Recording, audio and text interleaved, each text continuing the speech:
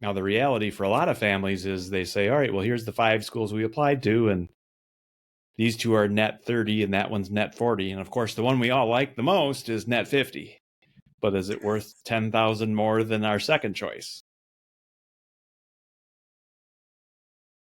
Welcome back to the Money Seat Podcast. My guest today is Brad Baldridge. Brad is a certified financial planner, and he's the president and CEO of tamingthehighcostofcollege.com. He's a college consultant and an all-around expert in college costs and how to pay for college. Brad, welcome to the show. Hi, thanks for having me. Brad, I know a lot of parents get freaked out when their kids start thinking about college. You know, they have kids in high school and there's all kinds of questions. How much is it going to cost? Where are my kids going to go to school, etc.? Let's start with the cost portion of it first. What does the average education in America cost in 2024? Oh, that's a great question. So we can talk about, I guess, published prices first. So the average public school is about $27,000, and the average private school is about $57,000. Now that's average published price. So that's what we call cost of attendance, which is a technical term. It's tuition, room and board, books, fees, beer, and pizza. It's the typical cost of a typical college student for 1 year. And yes, that is 1 year. That's not all four. Of course, averages don't tell us the whole story because there's a lot of variability in the averages. As an example, the most expensive colleges are approaching $90,000 per year. So the Stanfords and Harvards of the world are getting very expensive as far as list price. Now, in a lot of cases, for a lot of families, you don't pay list price. You pay sometimes less, sometimes substantially less. Sometimes you don't pay anything at all because you get that full ride, so to speak. So there's so much variability that, list price is where we start, but it's certainly not where we end. Let's start with that. Just to double click on that, Brad, is what percentage of students actually pay the list price versus, how many of them get student aid or scholarships or other kind of financial support? Right. I would say very few pay true list price. Now, some play close, but as an example, a lot of colleges on their websites will say 99% of our applicants or 99% of our students get some form of scholarship. Again, they don't tell you the whole story. That's not the whole story. What they typically will do at a college like that is they will give everybody a token award for any excuse they can come up with, or, they get a couple thousand off. And they just bake that into the price, right? They know 99% of the students are going to get 2,000 or more off. So they raise their price enough. It's kind of like that jewelry store in the mall where every time you walk past it, it's 50% off. And it's like, well, if you went to that jewelry store and paid full price, you would really feel weird, right? Well, what's going on here? Why would I pay full price? It's always 50% off. And that's, and what do? They doubled the prices and then gave you 50% off. Colleges are doing a little of that. That's part of the game. There's actually been studies done where people like to get that scholarship so much that even if they're aware of it, they just, they have a more positive opinion when they win a scholarship, even if it's just a token award or even if it's something that everybody gets. So colleges have said people like it. We're going to keep doing it. So then if almost nobody pays the list price, what is the average price people are actually paying versus the list price? Well, now we're starting to get into some variability, right? So if you look at a typical state school, that just would be a place where a lot of people do pay full price because they don't offer a lot of aid. But if that average state school of 27,000, if your income's, 150,000, 200,000 and up, there's a good chance you're not going to get a lot of need-based aid. And at a lot of schools, they don't offer much merit aid. So you may pay full price at the state school of that full 27,000. Now, if your income is zero, then you're going to qualify for all the Pell grants and all the other state grants if your state offers them and that type of thing, where you might get $10,000 or $15,000 in grants and free money. So that 30 becomes 15. And then you're also offered a loan. And you look at the average price that the very low income pay, it might be 4, 5, 6,000, and there's a variability. I actually have a great resource on my website, which is the net price of college based on income brackets. So you can kind of see, well, yes, at Stanford, if your income is high, you pay a lot of money. But if your income is average or below average, Stanford is actually a low cost option. Right. Again, as an example, Stanford had a press release that said, if your income's below 100,000, we will cover 100% of tuition and 100% of room and board. Your cost will be zero. That's And if amazing. your income's Wow. between, right, and if your income's between 100 and 150, we'll definitely cover all of tuition, but you may pay some towards room and board. So And Brad, do you see that across like most states and most colleges where there's a big difference between how much you pay if you come from a wealthy background versus? yes, right, yeah, the averages almost always bear that out. But that's the other challenge is you're most likely not average. You're either above average or below average. So averages are kind of worthless, other than maybe a place to start. Um, so again, if you're looking at Stanford and they're going to give you a full ride but they also don't offer any sort of merit aid. So if your income's 500,000, you're going to pay all 90.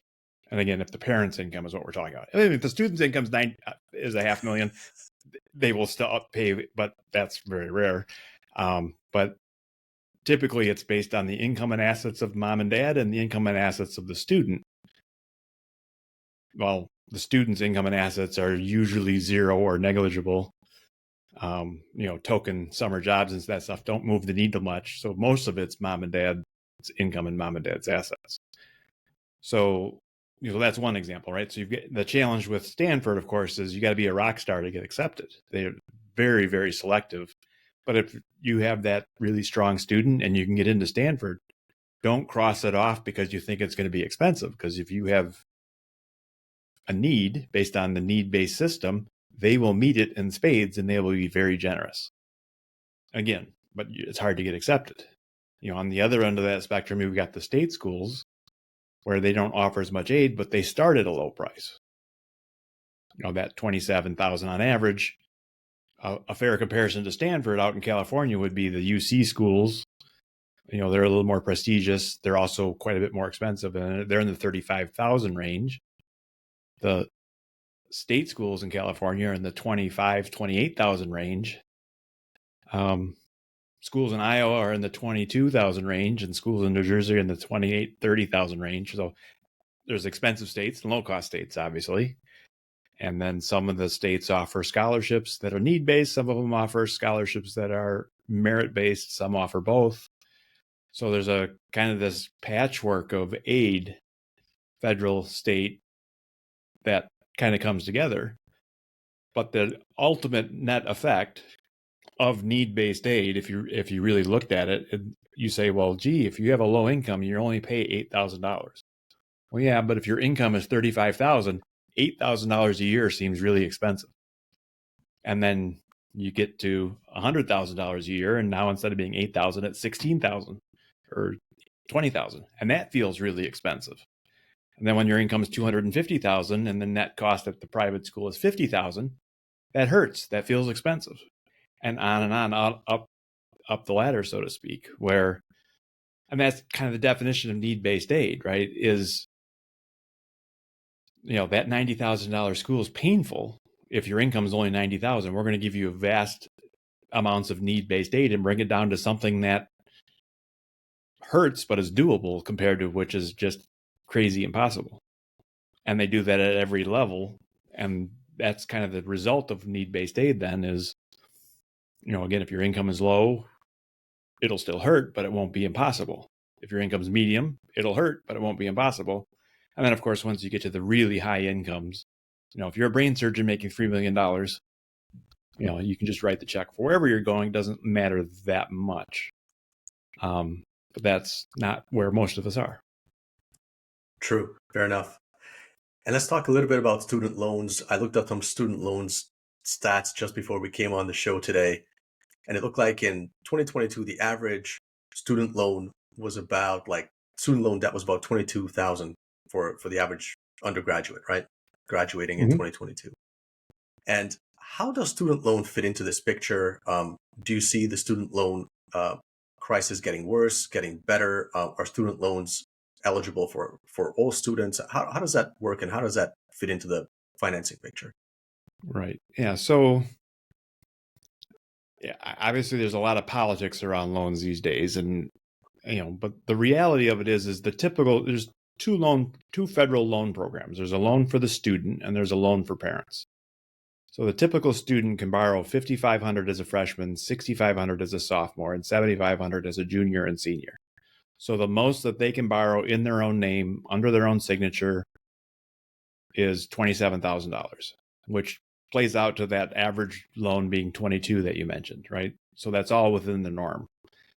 Um, After that, mom and dad can borrow cost of attendance minus any other aid. So if you're going to Stanford and you don't get any aid and it costs $90,000, the student can borrow 5,500 and mom and dad could borrow the rest. Now, I'm not saying they should borrow it, but they could on a plus loan. Um, but if that's where you're at, you probably, again, something's wrong because you get a lot of need-based aid. Unless your income is high, you should be able to pay it some other way. But, in the end, the point being is that parent plus loan that's available for just about any school always fills the gap. And that's where I think a lot of families get in trouble is they don't plan well. They get all the way to the end of the process, and then they discover that the net cost of the school is $45,000, which really isn't in their budget.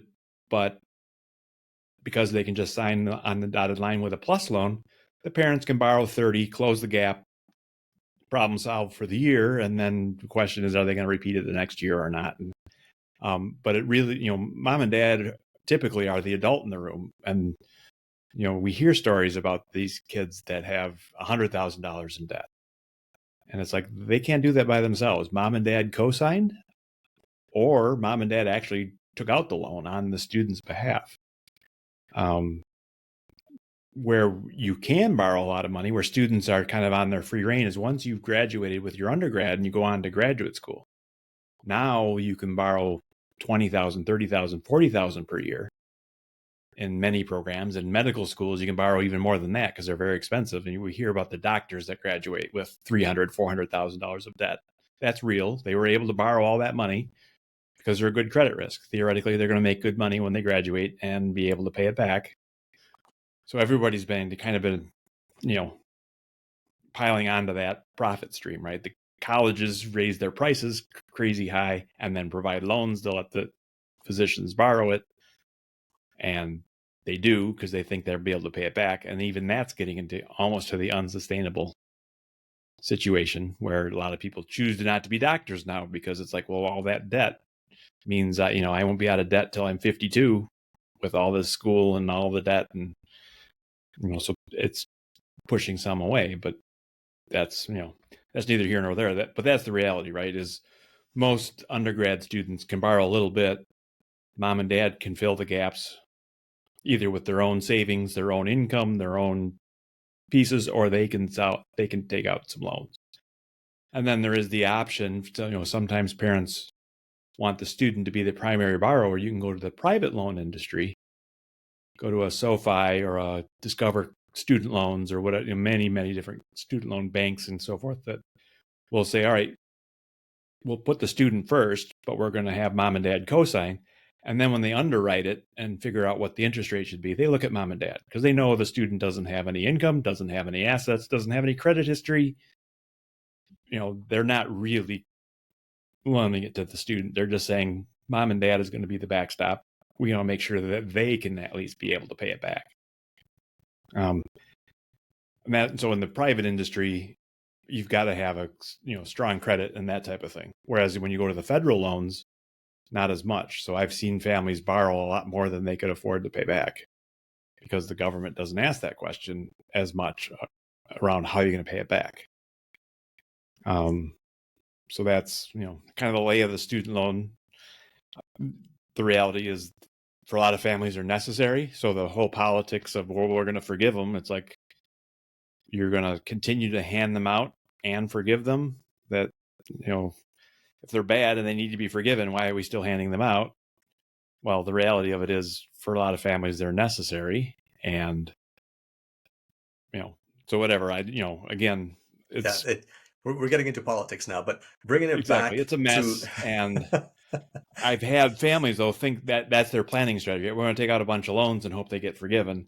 I'd be very careful about, working down that road, because it may yeah, or may not exactly. work in Yeah. the long run. Yeah, I mean, that sounds like not something you want to advise someone to do or endorse that someone do. Getting back to the budgeting side of it, I know earlier when you mentioned the tuition cost of 27,000, 30,000 ish, you mentioned that includes room and board. But I'm sure Mm-hmm. there's a whole bunch of other expenses. I mean, college kids like to party, they have all kinds of transportation, other expenses, etc. How much should people budget per year above tuition, room, and board? Right. Well, the number the colleges put out, like I said, is, that 27,000 average was tuition, room and board, books, fees, travel, personal expenses. Oh, Okay. it And includes usually all of that, that. right, Oh, it's about wow. Okay. $4,000 for books and personal, it's a typical personal expenses is $2,000. The typical travel is 800. The typical books is 1,000 ish, so it's usually about a $3,000 to $5,000 additional funds. Personal expenses are supposed to be things like cell phones and laundry and dates and whatever. Well, a lot of that stuff is already being paid. The kids already have a cell phone that mom and dad are paying for. Their clothes already get cleaned somehow, so there's not a lot of additional expense in that. Travel could be real if the students are, across the state or across the country. But a lot of times it's just, we're going to put gas in the van and deliver them to the college that's an hour or two away, and there's no real expense there either. So a lot of times when we look at a budget, if you said that, again, let's use that average state school of 27,000, the real numbers, to keep things real simple, is probably something like $11,000 or $12,000 tuition, $11,000 to $12,000 room and board, and $3,000 additional expenses, let's say. Well, a student could theoretically earn $3,000 or $4,000 a year, summers, weekends, during school time, during break time, whatever. Somehow they could raise enough to cover the books and the personal expenses. So that leaves just the tuition, room, and board of, say, 23,000. Because Well, you're the assuming, student can yeah, borrow because 5,500, so that 23 comes down to 18, and that is, for a lot of families, that's probably your low cost option, is the local state school. And then from there, maybe the student could earn a little more. Maybe the parents could have some savings to help cover that. And then, of course, lots of families say, oh, yeah, that's the low cost option, but we don't drive the lowest car we can find. We don't buy the cheapest house we can find. We have reasons to spend more money, and that's why we earn more money, is so we can spend it. So 18,000 might be the floor, but you could spend 30 or 40 or 50 or 60, as we've talked about. So, but I think for a lot of families, just kind of understanding that. And then if you're in a higher cost state, well, then the numbers are, add another 5,000 onto that, or 10,000 onto that. And if you're in a low cost state, maybe that's a good example, or maybe it's a few thousand less. But that's kind of where you can start, and then kind of build from there. And then some parents are going to say, but I want my student to have loans. Okay. Well, then you need to come up with another 5,500 so that they don't need a loan, or they do, or however you want to do it. But in that same logic, then if you apply that to a private school, well, the room and board is often pretty comparable, maybe just, and again, sometimes it's a little bit of a profit center, so it's a little more expensive, but it's not double or triple like tuition is. It's room and board at state schools is, 12,000 in low cost communities. If it's in downtown New York, NYU's room and board is 18 or 20, and so are the state schools, right? It's just an expensive place to live. And that's, so there's, again, often very comparable, but, again, slightly more, a couple thousand more maybe at a private school.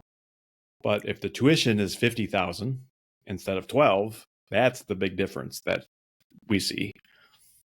Now, a lot of those colleges, for the right kids, will give you a $30,000 or $40,000 scholarship, and all of a sudden the tuition's down to 10 or 20, which looks very similar to the state school. So it's, and then in rare instances like a Stanford, right, they'll cover all of tuition and all of room and board, and your net cost goes all the way to zero. That's great if it happens, but I wouldn't bank on that unless you have that rock star and you really understand the system. But in most situations, families can cover it reasonably well. And like I said, it's going to be painful. But if your income is lower, then there's more aid available.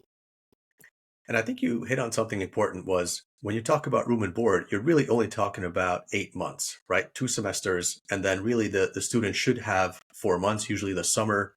Basically, they can move back home for those 4 months, get a job, and save a whole bunch of money in theory to help offset the costs. Yes, exactly. I mean, the average student making $15 an hour, which isn't that hard anymore, for 10 weeks, that's 400 hours. 400, that's $6,000 gross. When they're earning money, they're spending money. They got to go to McDonald's, or they got to go get the coffee, or so it's not all per pure profit, of course, but so it's not unusual for a student to be able to, like I said, cover their expenses and maybe the books too.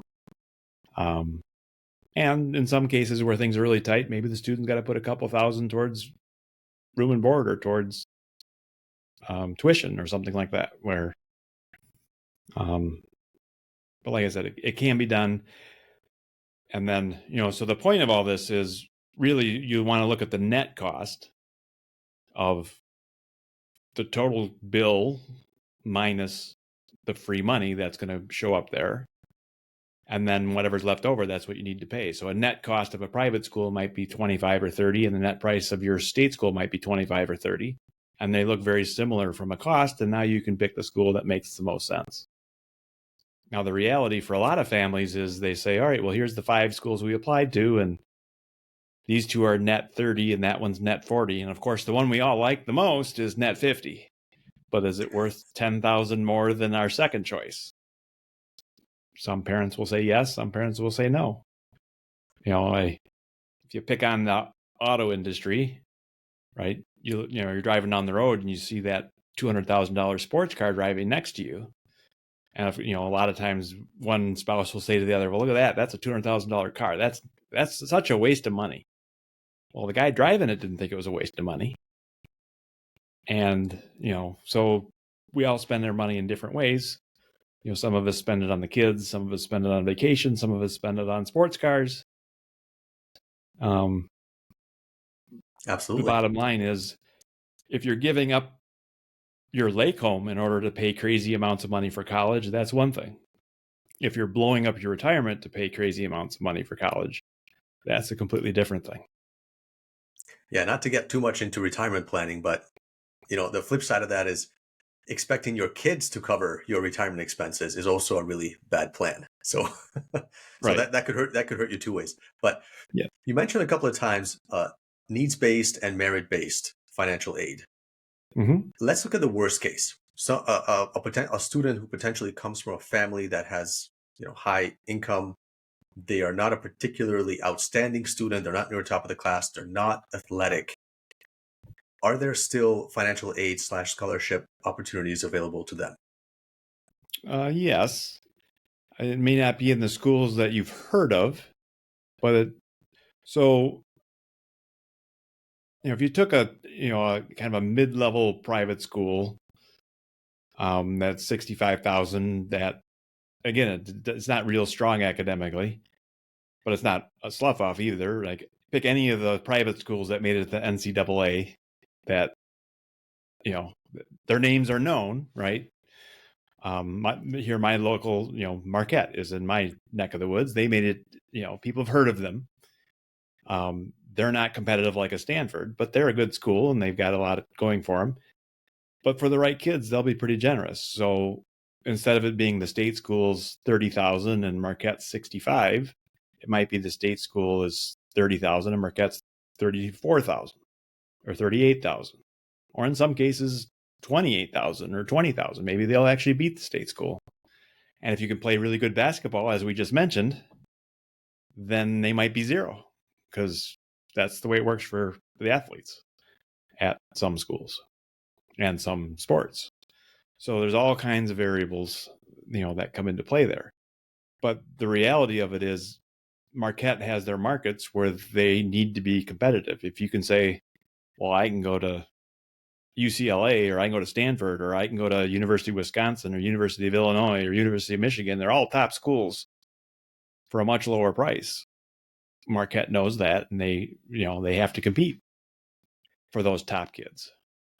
Now, a lot of these schools also have another market where the kid's not that strong, not going to get into the name brand schools hardly at all, or certainly not get scholarships at them.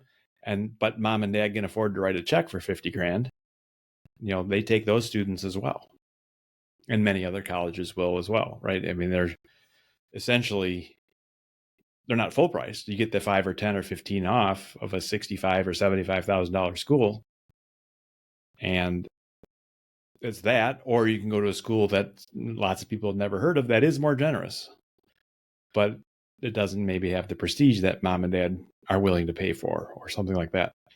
And then we get into the politics, or the what school is a good school, and what does that mean? And you can argue all day long of, is this worth it or that worth it? But one way to think about it is, when's the last time you worked with a professional? Say you went to a medical office for some reason, right? And the nurse comes up and says, I got to take your blood pressure. It's like, well, wait a minute. Where'd you get your undergrad? There? Really? Oh, you can't touch me. Send someone else in here. Nobody cares, right? Now, if you wanted to be president of the United States, maybe you need to go to that Ivy League school and rub shoulders with the right people to build your network. And, so now it might matter, right? But there's certain times it matters, certain times it doesn't. But, most parents' goal is to, launch healthy, happy, productive kids, whatever that means, right? I mean, and does the school you pick matter? Yes, it does. And no, it doesn't, right? I mean, it's not, lots of people are successful without school. That doesn't mean college is bad, right? It just means it has to be taken with a grain of salt. And I think that's another important thing to realize is, there's the kids that are going to go to college, they're going to be successful no matter what they do. And there's kids at the bottom that are going to struggle no matter what they do.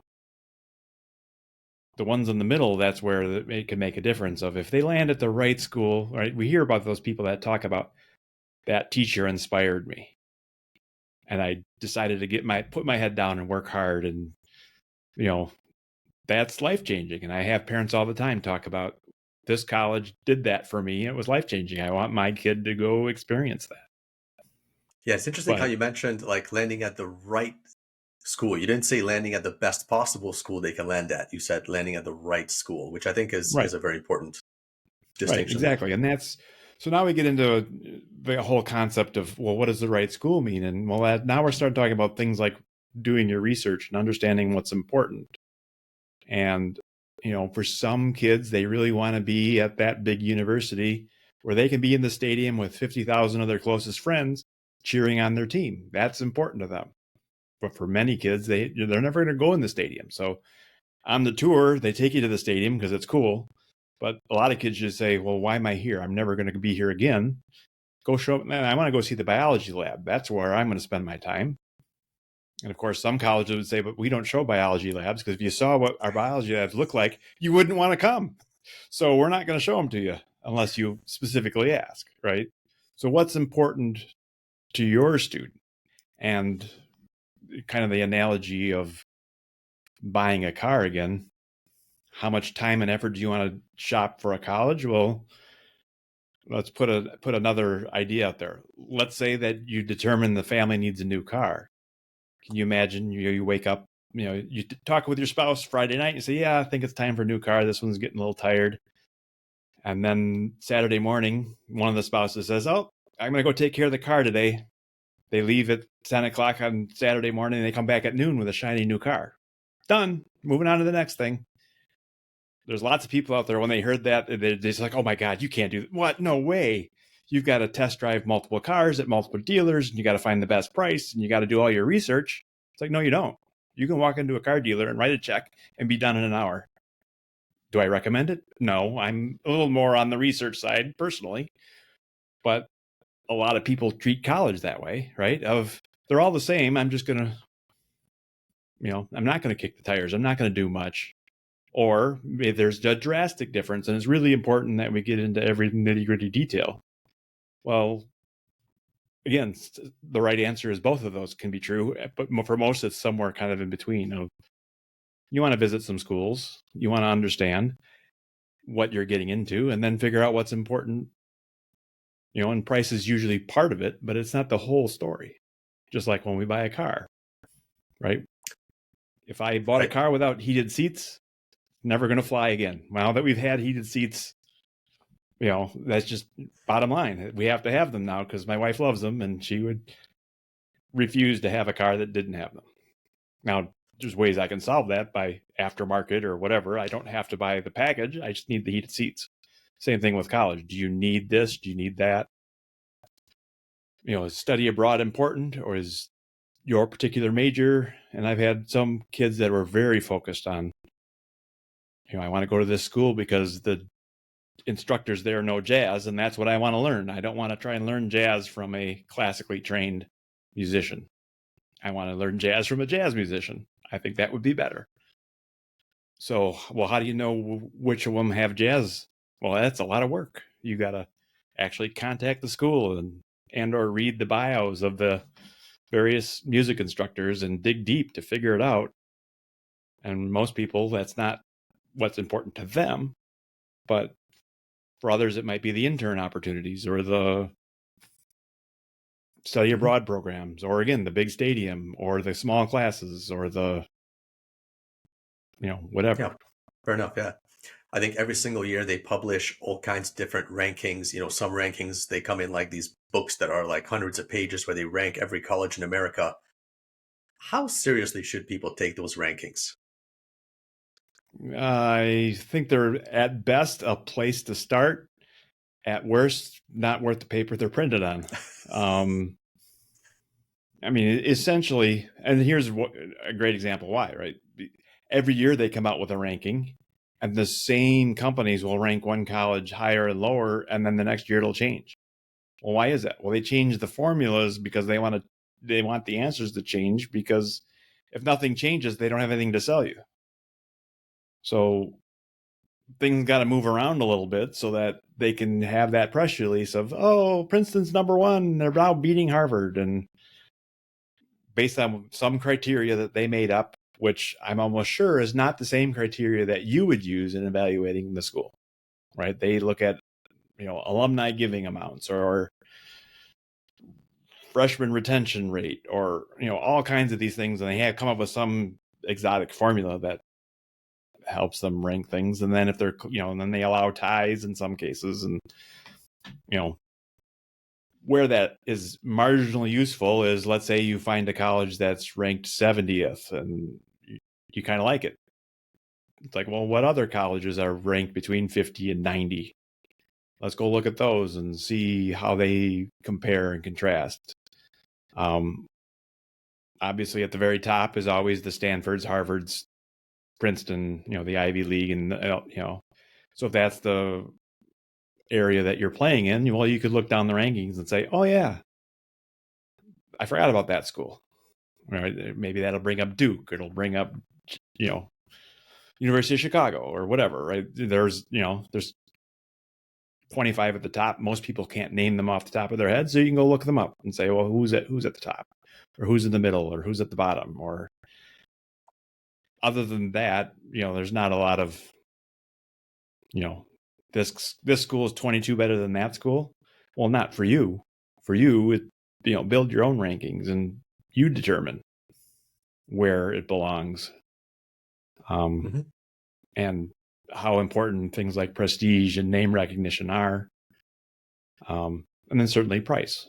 And that's the other challenge is, well, what is it actually going to cost? We know what the list price is. What's the net price? Well, we've got the resource I mentioned where you can start with the average net price And then from there, you're not average. So now you got still have work to do to try and figure out, am I going to be above or below average? Which is a process and you can do. So that's, again, you start with the top highest, list price. You get some scholarships, need-based, merit-based, whatever, grants. And now you come to a net price. And then you pay that net price with the student's income and assets, with the parents' income and assets. And that's the simplicity, that's the simple version. But each one of those pieces is, there's loans that students or the parents can use. There's, that's all. And then we have what I would call the strategies and tactics, right? So now we get into the nitty gritty of, if I shifted my income from this way to that way, I would get a little more aid. And if I get a little more aid, that will, so doing this will save me $3,000. Get me 3,000 more of aid, let's say.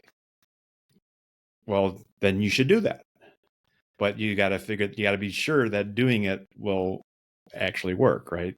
A lot of people get all concerned about, well, if I have this asset and, a lot of times, college savings plans or various investments, they count against you. And people get all worried about, my student has 25,000 in an investment in their name and they're going to count that against us. And that's terrible. It's like, that's all true, but your $1 million salary counts against you. And so it doesn't really matter that they have, that 25,000 doesn't matter, because the $1 million salary blows you out of the water. And what you do with the 25,000 one way or the other, yes, it counts against you. But not only would you have to move the 25,000, you have to quit your job if you really want to get to aid, right? So there's a lot of families out there who are never going to get need-based aid, as an example. And they really need to focus on merit aid, loans, tax strategies, saving and investing, all the other things that they can do to, bring down the cost of college.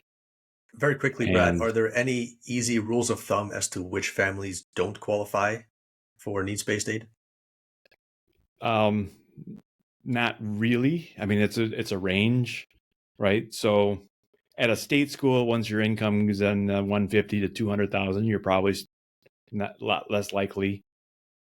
But I've seen families earning 400,000 qualify for need-based aid, but they got to go to Harvard and Stanford and expensive schools. And so, $500,000 and up, I think you're pretty safe. But again, I've seen families earning 100,000 not qualify for need-based aid. And I've seen families earning 300,000 or 400,000 qualify. So there is no magic number, unfortunately. It includes income and assets of mom and dad and the student, but it also, the cost of the colleges you're considering is a big part of it as well. So let's switch the conversation quickly to late stage planning. So it's a bit of a personal story. My daughter's a junior in high school right now. As you and I are speaking right now, it is April of 2024. So the school year is wrapping up. She hasn't done a whole lot when it comes to all the college decisions. She's kind of, I think, intimidated by it. She doesn't want to think much about it. What are some of the things she should be doing right now? And what are some of the things we as parents should be doing right now? Right. That's a great question. So let's talk a little bit about the timeline. So the senior year is when all the deadlines, official deadlines, are that colleges put out there, right? The colleges say you need to apply for admission sometime in the fall, typically. You need to do your financial aid forms sometime between October 1st and December 1st or whatever it is. Right? So there's things to do in the senior year, but there are no deadlines in the junior year or sophomore year. What there needs to be, though, is activity, and you need to do things so that you're ready for the senior year. So what does that mean? Well, through the junior year, I recommend you do your college visits, at least get started, because you don't want to be doing that your senior year if you can help it. Because the early senior year, by the end of the junior year, you should have a college list that is a good working list of these are the schools I plan on applying to in the fall. So that by the end of the junior year, you've got that worked out. So when you go roll into the senior year, it's go time on applications. And especially for kids that are applying to 5 or 10 little more competitive colleges, it's a lot of work, right? So there's that group of students where they're applying to competitive colleges and they've got to write essays and do all kinds of stuff. If you're just going to the local state school and it's not as competitive, then maybe the application process isn't as big of a deal. You also want to do your testing or understand what test optional really means. To figure out, well, am I going to go test optional? Am I going to do the testing? My son took the test 3 or 4 times until he got the score he really wanted.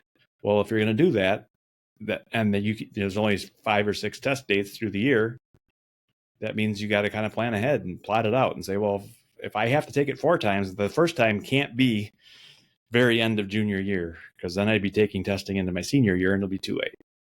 So testing, visits, college research, what do I want to be when I grow up? What kind of majors am I interested in? And all that kind of stuff.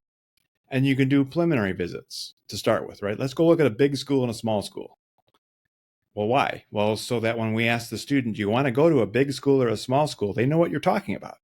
The typical 17-year-old has never seen a big school or a small school. When you say, this has 20,000 students, they say, well, my high school is, they don't have a frame of reference. So a lot of parents have lived it already. And so they know what they're talking about, but the students don't. So to be fair to them, give them an opportunity to go kick the tires. I recommend just doing something quick and local to start with. If it's sophomore year or early junior year, just go to your flagship state school, go to your local private schools, go to an urban school and a rural school, go to a big one and a small one. Give them something, to look at junior year, so that as you're working through the process, they might come to the conclusion that I don't like big schools or I don't like small schools. And that helps you narrow it from the $3,000 or $4,000 colleges out there to, the 5 or 10 you're going to pursue. And then the other big area is for parents is, how are we going to pay for this?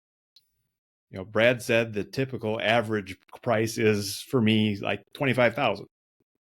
Okay, well then, but you can budget for 25, but if you're not average, it could be 50 or it could be 10 because you're not average.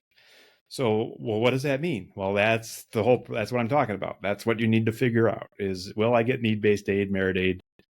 Will the low-cost state school be my best option? I've had a lot of people say, well, why wouldn't I go to the local state school? If they come to me and they say, well, my daughter doesn't like the local state school, so we're going to look around. But then they come back with, well, why wouldn't I go to the local state school? The cost is good and it's ranked high and everything's good. It's like, well, the reason you wouldn't go there is because your daughter doesn't like it. There's no logical reason. It's your daughter doesn't like it, so you're willing to look at other things. In the end, you might end up there. The analogy of the bride goes to try on the dresses. The very first dress she tries on, she loves it. She comes out, she got the bridal party there. They're all drinking champagne. She says, we're done. First dress, I love it. And they say, yeah, that's a good one. Go try on 10 more. We got lots of champagne to get through here. We're not done. She tries on 10 more dresses, goes back to the first one and buys it. Did she waste her time trying on 9 more dresses? Most of us would say, no, you got to look around and understand your options. And just because you got lucky that the first one was the one, you didn't know that until after you looked at 9 more and concluded that the first one was the one. Same thing around college, right? How many colleges do you need to try on? How many majors do you need to consider? And there's no right or wrong answer for your situation. And another reason to start early, right? Some kids are going to say, I'm thinking about Texas and California and Boston and Florida. And then you're like, okay, are we visiting all those colleges? Those are 4 major road trips or airline tickets, or, that's a big deal. Could be very complicated. Or we've got twins or triplets or quads, and each of them want to visit 4 schools, and none of them overlap very much. So as parents, we got to go 23 places in the next year. So there's all these things that add to the complexity of divorced and blended families. Get a little more complicated. Multiple students get complicated. Athletes get more complicated. If you have an inheritance or sudden money, all of a sudden things change dramatically, and you got to do a lot of planning or replanning depending on when it happens. Business owners have the opportunity to control their income and their taxes, which then follows into their financial aid. So because they can control it, now we have to figure out if they should control it. And if they can't, should they make it higher or should they make it lower, or how does that all work? So there's things that, there's the core college planning everybody does. And then if you have an athlete, you have to do extra. If you have a divorce and blended families, you have to do extra. If you have twins and triplets, you've got more to do, et cetera, right? Yeah, out of curiosity, what are some of the complexities of having an athlete? Right. So if you have an athlete that's literally going to win a scholarship by playing basketball for the college, as an example, you can say, I'm going to play basketball for Stanford or I'm going to play basketball for UCLA. But the coach at UCLA may not agree with you. And therefore, now you Mm, have that process of, I've got to get recruited by the schools, right? And I've had a lot of parents say, well, especially in a non-professional sport, like my kid's really good at field hockey. Well, there's not really a field hockey career at the end of that sport, most likely. So it's more of this is what they're going to do. Maybe they'll get some scholarships that'll help pay for it. They enjoy it. No reason to not do it per se, and it's a great thing for some. But now you need to find colleges that have a field hockey team. Now you need to find colleges that have a coach that wants your student, and your student has to be, at the student's capability, right? There's very competitive programs that need very strong athletes, and there's not so competitive programs that take just about anybody that's willing to show up and play, because they need to fill the team with average kids if that's all they can get. And so, just like I said, just another layer of complexity with and some families are like, well, we're going to pick the school, and then if we can play there, we will. Well, chances are you can't play there. So if it's important to you, you got to do it all in parallel. And most college coaches are recruiting sophomore and junior year. They're not, because they need their athletes to apply at the beginning of the senior year. So they're not looking at seniors. They're looking at juniors and sophomores. And they're not just searching the world to find a junior that might be a good fit for their team. They're dealing with kids that have already reached out and said, hey, I like your school. I like your program. I'm considering you. Oh, here's someone that's interested in the school and already knows they're an athlete and can play at our level. I'll watch those people, right? So there's again, you can get into athletic recruiting, but it's a process. It's like kind of like looking for a job, right? You can send one resume to one place, and when after 6 weeks of trying and they say no, then you send one resume to the next place. Or you send out 20 resumes or 50 resumes or 1,000 resumes, and a lot of people would say hope for the you best. wouldn't do 1,000 resumes. That would seem ridiculous. And that's probably true. But what is right? Well, I don't know. But there's options. What is your opinion on high school students taking a year off after their senior year? Just take a year off, work, save some money, travel, maybe get 1 year older, 1 year more mature, and then go to college. Yeah, it's in the last 5 or 10 years, it's really become a thing. And there's nothing wrong with that. As far as a lot of families will take a gap year because they're undecided, or they need more time, or whatever it might be. Sometimes it's just they need a break because the academics have been kind of high pressure or whatever. But a lot of colleges now, as long as you do something productive with that time. I mean, if you said I took a year off and played video games in the basement, probably not as good as I took a year off and volunteered with this or that. Or, I mean, during COVID, I had a couple families that decided to take that year off. One of the girls worked at various national parks, and it worked out really well for her. There's also a gap year industry now where you can literally go to Africa and volunteer, and it'll cost you 30 grand. And you'll go do this and you'll go do that, and it'll be a combo vacation / experience. And it's not as good as what they sell you, because the colleges realize you just wrote the check, and they may or may not consider that important. But it isn't necessarily bad either. It's not, they may not hold it against you either. But the gap year is much more prevalent than it used to be. And it could be, just staying at home with mom and dad and working and taking a couple of classes at the community college to figure out what's next, or it could be backpacking through Europe. Mm-hmm. It could be, all kinds of things. And like I said, generally speaking, colleges aren't automatically going to, consider it good or bad. They're going to take it in context with everything else. Brad, as we move to wrap up the interview, tell me a little bit more about your website and your podcast. All right. Yeah. So everything we do is at tamingthehighcostofcollege.com. So we have again, some free resources like the net cost of colleges by state. So you can see the top line and the average net cost that we've talked about. We've got some calculators there that help you figure out your financial aid situation. My podcast is there. We've got about 150 episodes of various college topics and a number of other resources. And then there's phone numbers and contact us, and you can send us emails or pick up the phone and give us a call if you want to talk to us directly. But everything is there, and it's a great place to start. Over the last 20 years or so, I believe healthcare and post-secondary school education have been amongst the two expenses that are rising the fastest, right? That are seeing the most inflation. Do you see that trend continuing? Actually, no. So the top line prices continue to go up a lot, but we've finally gotten to the point, like I said, where, hey, this is painful. It just can't. So what's happening is they're increasing the price, but they're also increasing the discounts to go along with it. So the net price of college is not going up nearly as fast as it once was, and certainly not nearly as fast as the list price. List price goes up, but because they're also increasing scholarships, the net price, and it's still going up.